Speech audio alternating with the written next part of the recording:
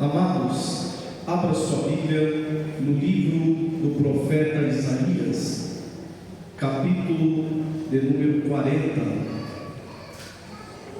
E enquanto você localiza, eu quero agradecer a Deus pela oportunidade de mais uma vez estar na sua casa, adorar o Deus santo nome, glorificar na beleza da sua santidade e também fazer uso da sua poderosa palavra. Minha palavra de gratidão ao nosso pastor Aparecido, que Deus siga dando saúde, sabedoria, graça para conduzir nós que somos o rebanho do Senhor. Capítulo 40 de Isaías, versículo de número 29. Quem achou, diga amém. Amém. Diz assim a palavra do Senhor: dá vigor ao cansado e multiplica as forças ao que não tem nenhum vigor. Os jovens se cansarão e se fadigarão. Os jovens certamente cairão, mas os que esperam no Senhor renovarão as suas forças e subirão como asas de águias, correrão e não se cansarão, caminharão e não se fadigarão. E você diz amém. Amém. O capítulo 40 de Isaías, Deus está revelando a sua grandeza e a sua capacidade de salvar e dar livramento ao seu povo ante as ameaças do inimigo. Deus fará isso pelo seu poder, pela sua força, pela sua grandeza e majestade.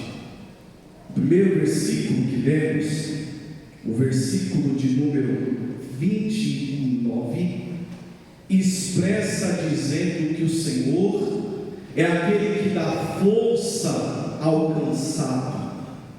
Os irmãos sabem, precisa muito de estudo para entender que existem dois tipos de cansaço. Existe o cansaço físico e existe o cansaço mental. Por exemplo, eu trabalho na área da construção civil e existem dois tipos de cansaço no final do dia. Existe o cansaço de um ajudante, servente, que auxilia ali, pegando peso, trazendo material, e existe o cansaço de um engenheiro, que tem que cuidar da obra, das finanças da obra, dos projetos da obra e assim por diante. O cansaço físico é o do ajudante, o cansaço mental é do engenheiro, mas ambos, no final do dia, independente de qual seja a sua função, vão estar cansados. E nós não somos diferentes. Tem gente aqui que está cansado de forma física, rodou a semana toda, 4h30 da manhã. Tem gente aqui que tem um cansaço mental, porque os problemas, as dificuldades, as intempéries da vida fazem com que você esteja hoje aqui cansado. Mas o Salmo de número 20 e o versículo de número 7 diz que uns confiam em carros e outros em cavalos, mas nós fazemos menção do nome do Senhor. Versículo 7 diz que uns se encurvam e caem, mas nós nos erguemos e permanecemos de pé. Nessa noite talvez você até entrou cansado, mas o Deus que dá força, Ele está aqui para te levantar, Ele está aqui para te encher, Ele está aqui para derramar a graça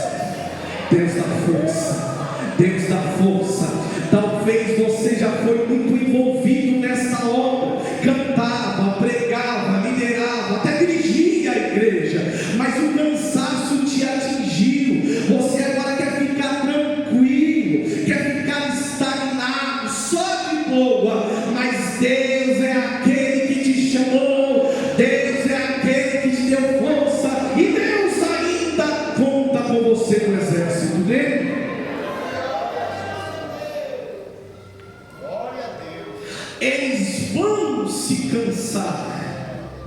E olha o versículo 30: os jovens se cansarão e se fadigarão e certamente cairão.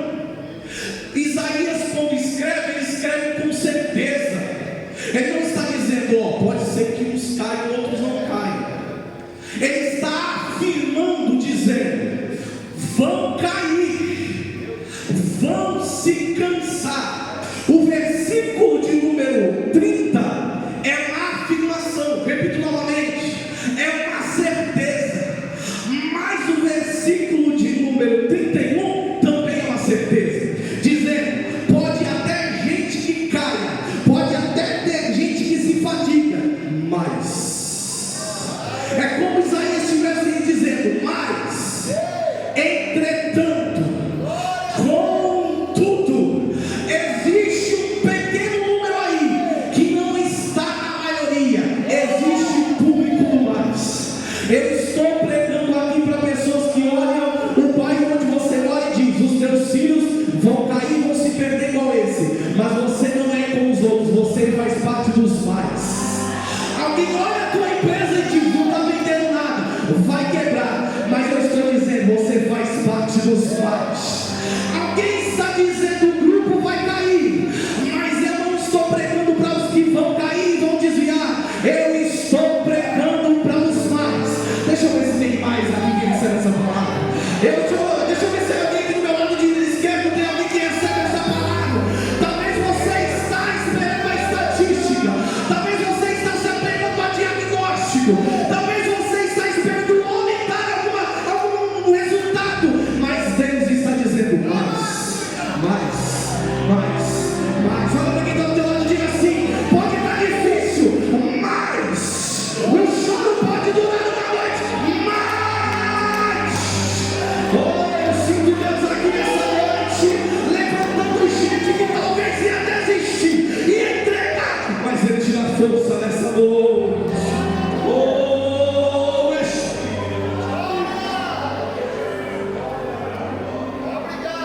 Mas os que esperam no Senhor renovarão as suas forças.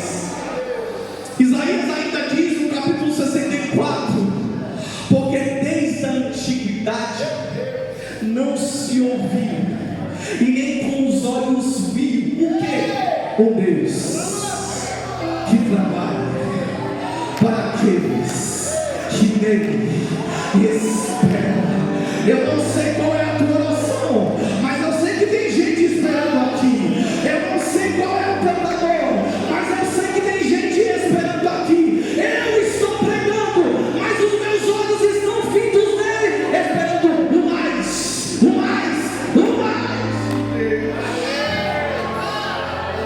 Paulo entende muito bem isso.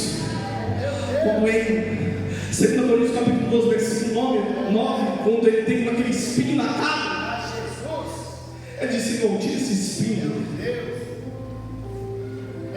tira esse espinho, eu não consigo mais viver com esse espinho. Mas Deus vai falar uma das palavras mais lindas para ele. Paulo, você não vai viver com o seu conhecimento, você não vai viver com o seu intelecto, você não vai viver com o seu dinheiro, você não vai viver cercado talvez de amigos, mas Paulo, a minha graça te basta. Talvez a palavra você queria ouvir que Deus estava te dando um carro novo, uma casa nova, um emprego diferente, mas hoje a graça dele te envolve. Esta graça que faz a estéril dar a luz, esta graça que faz um povo em meio ao deserto crescer e se fortalecer, esta graça que cura o cego, esta graça que cura o surdo, esta graça que limpa leprosos, esta graça que levanta pecadores.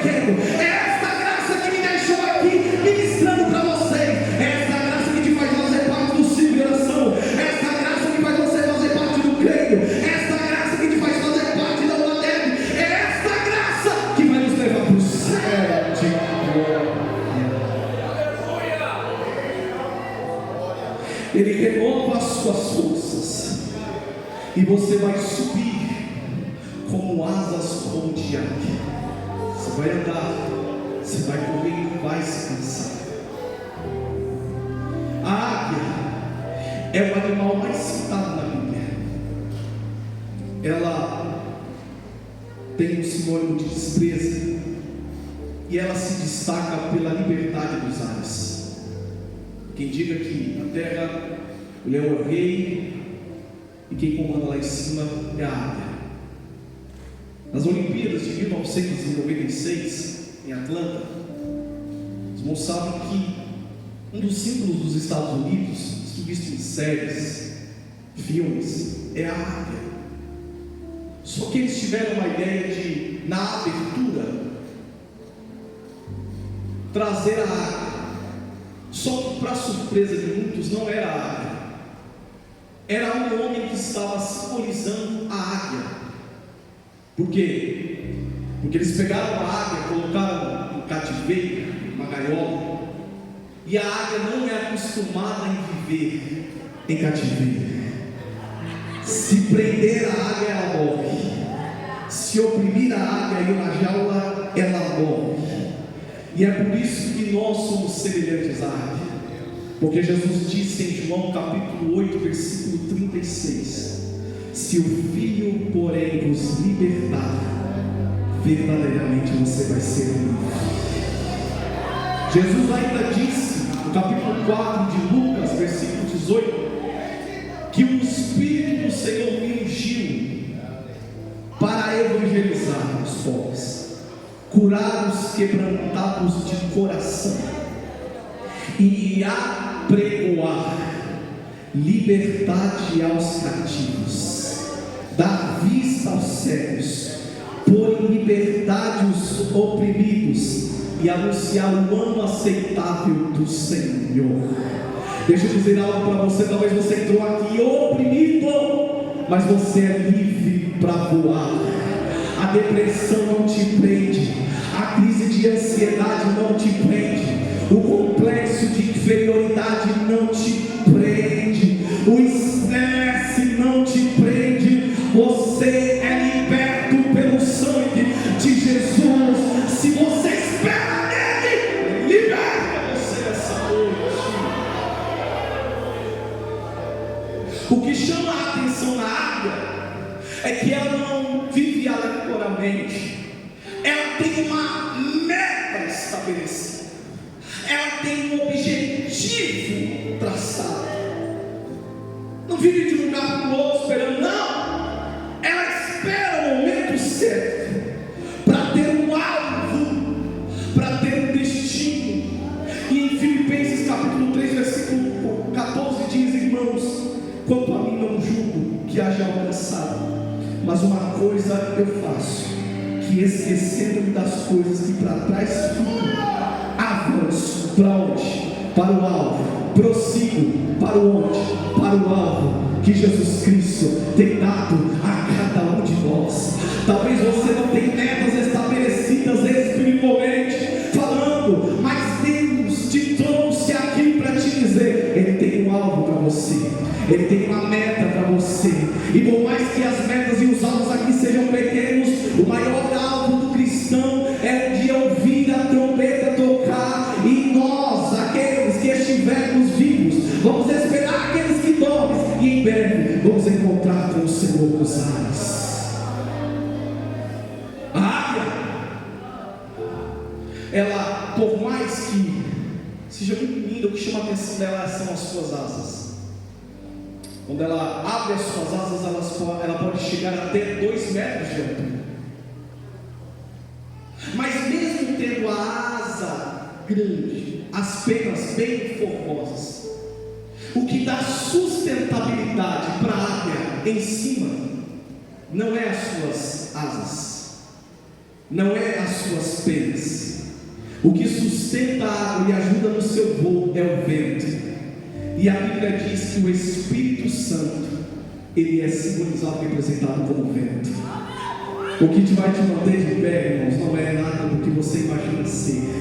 O que te mantém em cima é o Espírito Santo. É o Espírito Santo. Tem ventos que sopram que a gente não entende, mas é para a gente orar mais, buscar mais, porque enquanto o vento bate, o vento do Espírito Santo também bate.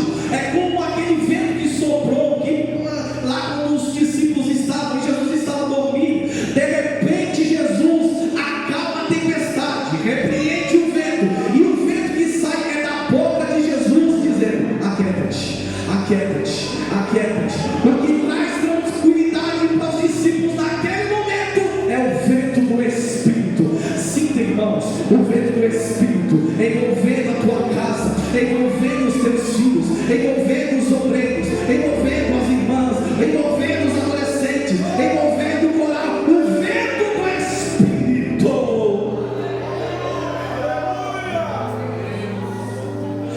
Mas como a águia, ela não tem só as asas que chamam atenção.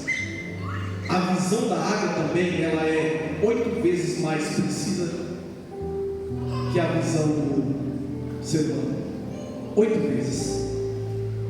Ela tem a capacidade de enxergar até 3 quilômetros. Imagine isso, 3 quilômetros. A águia enxerga.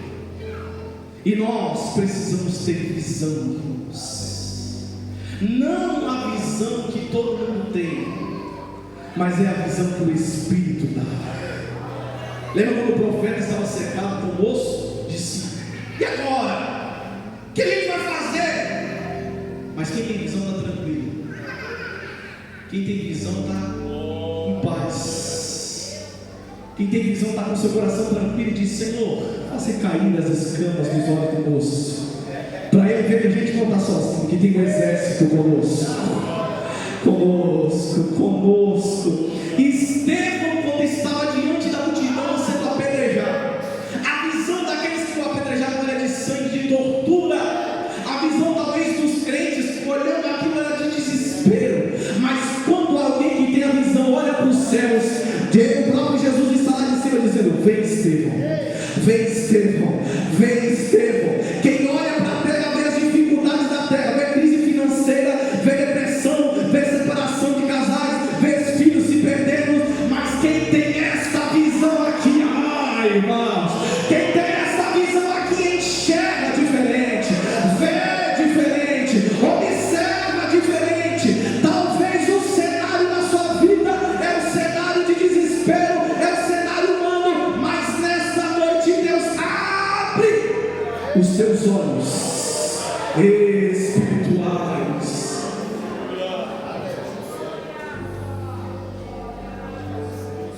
Ela não só tem a visão, mas tem a audição apurada. Porque não basta ter visão, tem que ouvir a voz de Deus.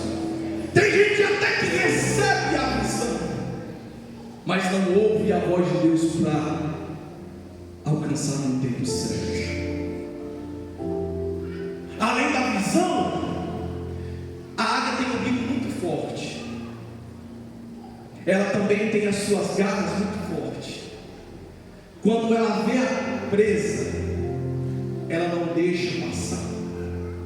Tem gente que até tem visão, tem gente que até tem audição boa, mas quando a oportunidade passa, ele deixa passar.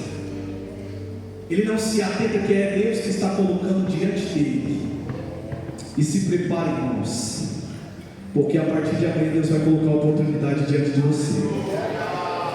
Eu vou repetir isso aqui: Deus vai colocar oportunidades diante da tua casa. Eu sinto a presença de Deus. Eu vou profetizar que esta semana vão te ligar e vão te fazer uma proposta e você vai entender: foi Deus, foi Deus, vou abraçar, foi Deus, vou entrar.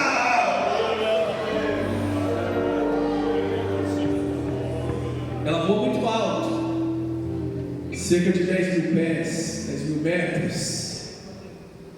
A águia, ela chama a atenção, mas como o processo da vida, ela vive em média 70 anos. E quando ela chega aos seus 40 anos, a águia que sempre voa alto, começa a voar baixo. E é interessante que todas as vezes que a águia é atacada por outros animais, porcos e outros, eles começam a picar as suas costas, a parte de trás dela. E ela faz com que esses inimigos saiam de perto dela, voando mais alto. Se ela mantém a mesma altura que os inimigos, ela perde. Ela se cansa e acaba aqui morrendo. Mas quanto mais ela voa, mais os inimigos caem. Irmãos, quanto mais você orar, mais os inimigos vão cair. Quanto mais você jejuar, mais os inimigos vão cair. Quanto mais você evangelizar, mais os inimigos vão cair. Você tem anos, está chegando quando tem 40 anos, voando baixo, os abutres já começam a ficar em volta da água, ela voa o mais alto que consegue, chega até uma rocha, e aí quando ela chega nessa rocha, ela durante 5 meses começa a passar por um processo. Qual é o processo? Ela começa a bater o bico na rocha, até o bico cair, sangrar e cair. Só que quando cai o bico, cresce outro no lugar. Quando cresce o bico da águia, ela começa a arrancar as suas penas. Segundo processo. E uma águia com penas é muito linda. Uma águia, como eu disse aqui, com as suas asas abertas e penas, é maravilhoso. Agora uma águia sem pena, dá pena. E ela arranca uma por uma. Mas depois que ela finaliza o processo, as penas começam a crescer de novo. Ela então começa a arranhar as suas veias na rocha. Mesma coisa, sangra. E depois de um tempo cai. Mas depois de um tempo que sangra e cai, elas começam a crescer de novo. E aí vem o último versículo. Mas os que esperam no Senhor renovarão as suas forças e subirão como asas como de águia. Quando ela passa por esse processo, os abutres estão lá do lado de fora. Vai sair. Quem vai entrar é a gente. Daqui a pouco começa a chegar mal de morte. Vamos se alimentar, viu? Mas daqui a pouco a águia dá muito. Abre as suas asas, desce até as partes mais baixas e diz: agora vai morrer. Mas ela levanta o voo e começa de novo. Começa de novo. Se coloca de pé. Se coloca de pé. Se coloca de pé. Se coloca de pé. Porque talvez você entrou aqui e estava na caverna, mas Deus te trouxe aqui para renovar as suas forças, para te levantar, para te fazer voar. Talvez você achou que o ministério havia acabado, mas Deus te pega pela mão direita nessa noite e diz: caminha, segue em frente ainda essa noite.